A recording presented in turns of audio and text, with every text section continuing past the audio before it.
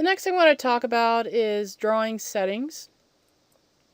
So when you're getting ready to start a new drawing or you're working on someone else's drawing, you might want to know what the drawing settings are set to. Or if you're starting a new drawing and you need to set drawing settings, you may want to be able to go in and set that information. So I'm going to go up here to the application button and I'm going to scroll down to the drawing utilities and I'm going to choose units.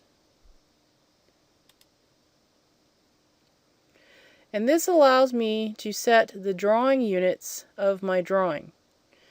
Now in CAD, by default, if you set something here or don't set something here, it always sets 1 equals some unit. It's kind of a generic value. So 1 could equal inches, 1 could equal feet. It's totally dependent upon who is actually the person who is working on the drawing or creating the drawing and what they decide to set it at. So if they don't have anything set here and it's at default, it's usually safe to just ask them, or if you know the exact length of distance, for example, of this box, you can use the tape measure tool and measure it from one corner to the other corner to determine, okay, so this is 100, and in the real world that's 100 feet, so chances are this drawing is set to 1 drawing unit equals 1 feet. So let's just say, for example, we want the length of type to be engineering, because we use engineering scales, and we want this to be in decimal degrees, and maybe we want the precision to go out by 2 places. We want the insertion scale to be in feet, and then down here for lighting, usually with lighting we always leave this at default.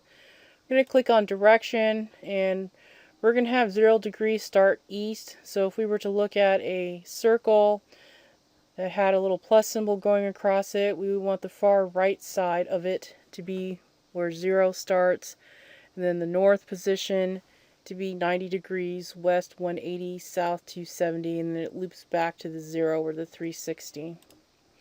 So we can just click OK to that, and it says for use with architectural engineering linear units, insert unit should be set to inches. Are you sure you want to update with the values you currently have? I'm going to click OK. The next thing I want to talk about is coordinate systems. Civil 3D is a vector-based application. This means everything is located with a high degree of precision to some coordinate system. Civil 3D uses what is called a baseline or axis. Looking in plan view, there is an x-axis. Everything to the right of 0 is positive. So let me just sketch on the screen here really quick. And we're going to pretend that right here is our x-axis. And then we're also going to pretend, for the sake of discussion, that everything going this way is our y-axis. So we kind of remember this a little bit from grade school, hopefully.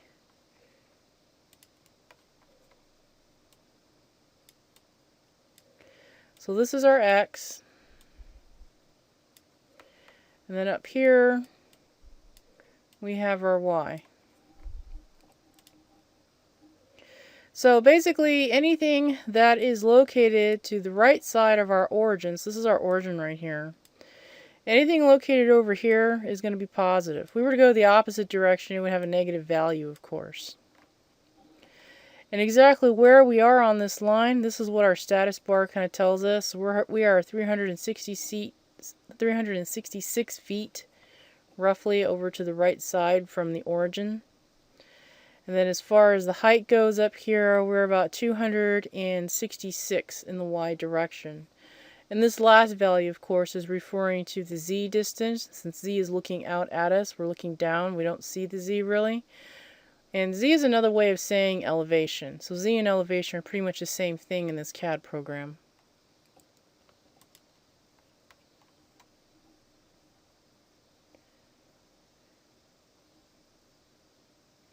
With the 2 axes, we have basically what is called a grid.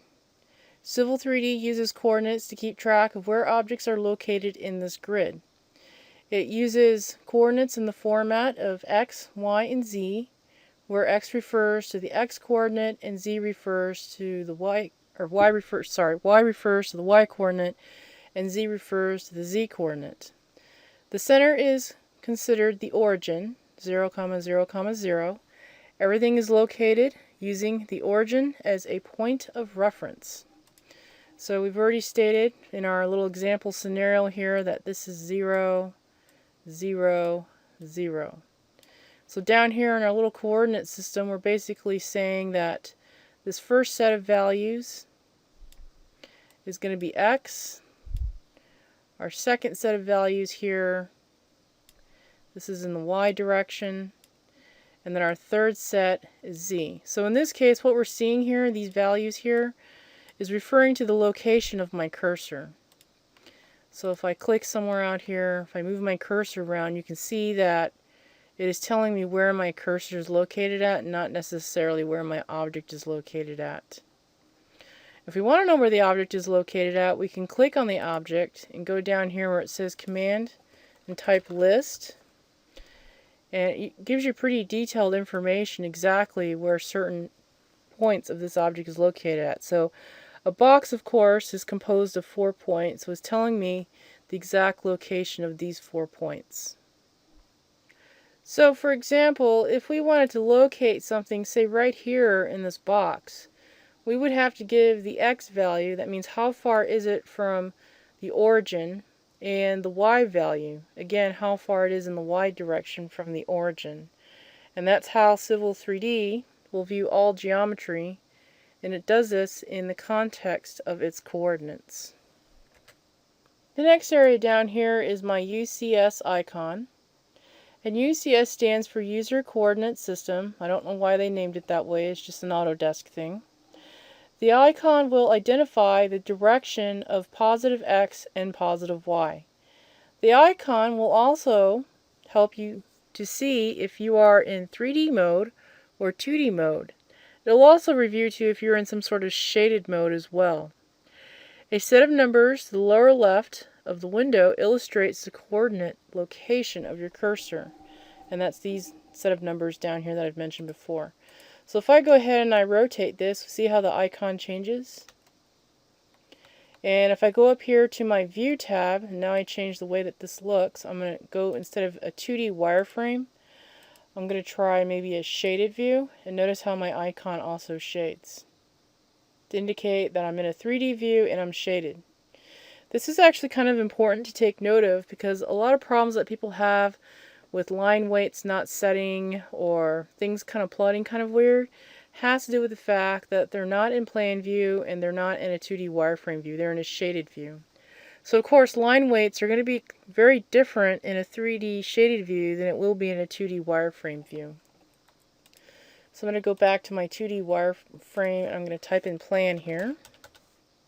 The next thing I want to talk about is elevation and thickness. When creating 2D objects, we want to make sure we are operating at the correct elevation. So down here at the command line, I'm going to type in ELEV and press enter. So the first question it's going to ask me is the new default elevation. So pretty much anything that I draw, I usually start at elevation 0. Even though the item is not supposed to be meant at elevation 0, I will always start at elevation 0, and later I can move it to the elevation that I want it to be at. So for now, I'm going to leave it at elevation 0 and press enter.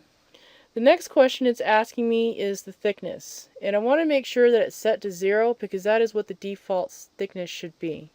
So I'm going to go ahead and press enter to that as well. The next thing I want to talk about is layers. So I'm going to go over here back to the Home tab. And this little group here, this panel, it's called layers. This is where anything that's associated with my layers is located at.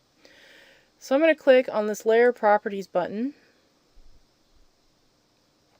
which opens my layers box. And you can have this dock somewhere, or you can drag it off to another screen, maybe a second screen that you might have.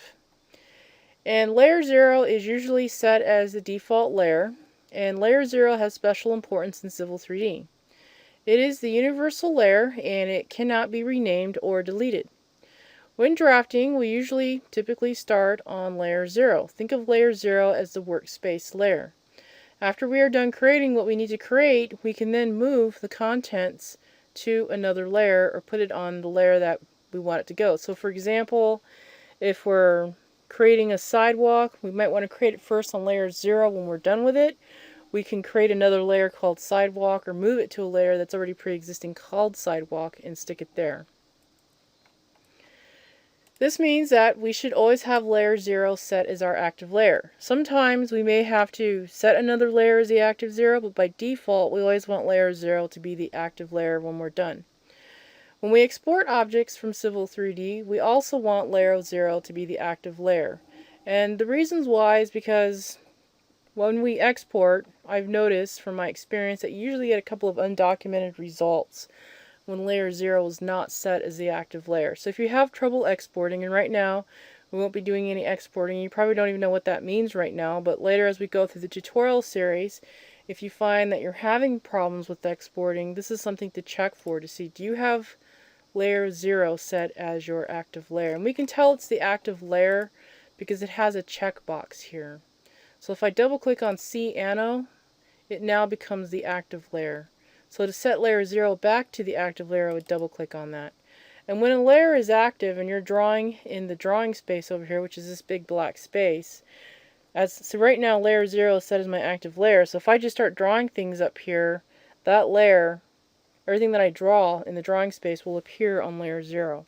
So if I made C Anno my active layer and I started drawing up here in my drawing space, everything that I draw is going to end up on this C Anno layer.